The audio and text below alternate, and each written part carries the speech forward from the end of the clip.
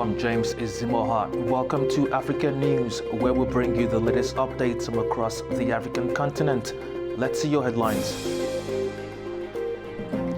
Tanzania welcomes back 18 white rhinos in ambitious restoration plan. South Africa President Cyril Ramaphosa taking steps to repair ties with the United States.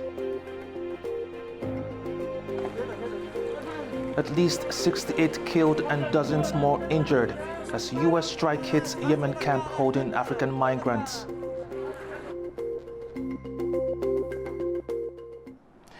Thank you for joining us. At least 68 people were killed and dozens more injured in a U.S. airstrike on a migrant detention center in Yemen's Sada region, according to Houthi-affiliated media. The facility, reportedly housing African migrants, was among several locations hit in and around the capital of Sana'a, with additional casualties reported. The U.S. military has not yet commented on the incident. The Sada facility held migrants from countries like Ethiopia, who often travel through Yemen in hopes of reaching Saudi Arabia for work. In South Africa, experts are warning that new U.S. tariff policies threaten the global trading system. They say the American public could be the ones to suffer most from these measures. President Donald Trump has defended the tariffs as necessary for protecting U.S. industries.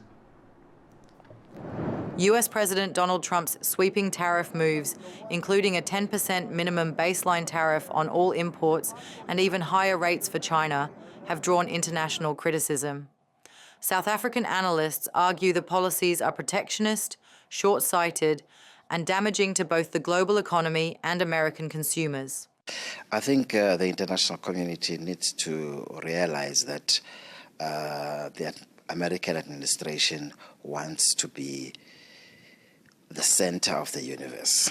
We have to retain the sovereignty of our economies. We cannot let America decide and judge our destinies. Well, there's a very, very real danger that through this approach by President Trump of basically protectionism, of nationalism, that in the end, the American people are going to pay the price.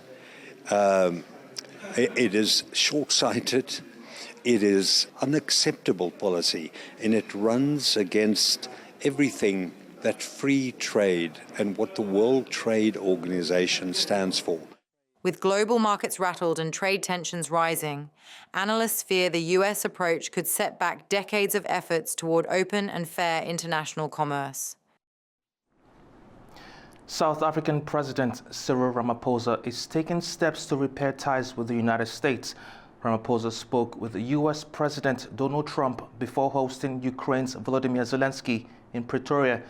Relations have been tense over South Africa's controversial land policies. South Africa is working to smooth relations with the United States after months of growing tensions over its land expropriation policy. U.S. conservative groups have criticized Pretoria's policies, accusing the government of land grabs and farmer oppression, claims South Africa strongly denies. President Cyril Ramaphosa says efforts are underway to open dialogue and restore trust between the two nations. The call between myself and President Trump was long in the making, and I last spoke to President Trump in January as he was going to be inaugurated, when I congratulated him. President Trump and I also agreed to meet soon to address the various other matters regarding our relations between South Africa and the United States. Analysts and government officials say negative perceptions about South Africa in U.S. conservative circles have deep roots and expect discussions to be difficult, but not impossible to reach an agreement. It's not something which emerged now suddenly as a perception about South Africa.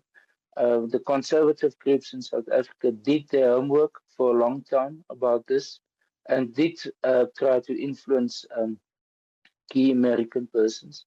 And it will take quite some time in order to counter that. But we're not pretending like these are not going to be difficult discussions. We appreciate it, as I think the rest of the world appreciates, that there are difficult discussions to be had with the US, and we're going to have to engage on that basis.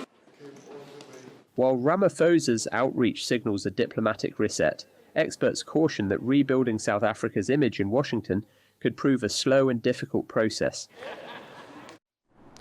Extreme weather is shaking the world's food supply, hitting major crops and driving prices higher across global markets.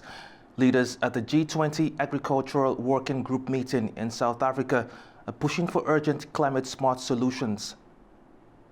Data-driven and tech solutions. At a G20 agricultural summit this month, leaders stressed the need for new farming methods, better seeds, and sustainable investments.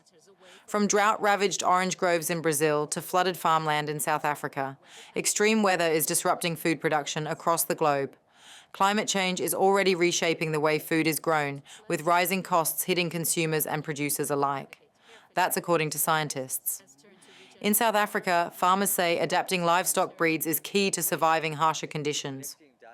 We're living in a difficult time of climate change, and we've had to adapt and change our types of farming and our methods of farming with climate change. So we're dealing with more precision farming. The Tuli is a big part of my success in farming with climate change because they are adaptable and they do well in most areas. Government officials say building long-term climate resilience must now be a priority for the entire agricultural sector. We need to look at how we build resilience, and it is a reality, it's going to be with us, and it focuses then on new breeding techniques, how you build and breed new crops that are more climate resilient, and also how you use farming methods to ensure that you're more environmentally sensitive to what you are trying to do. From new seeds to smarter farms, experts warn that building resilience will be critical to securing the world's food supply against an increasingly volatile climate.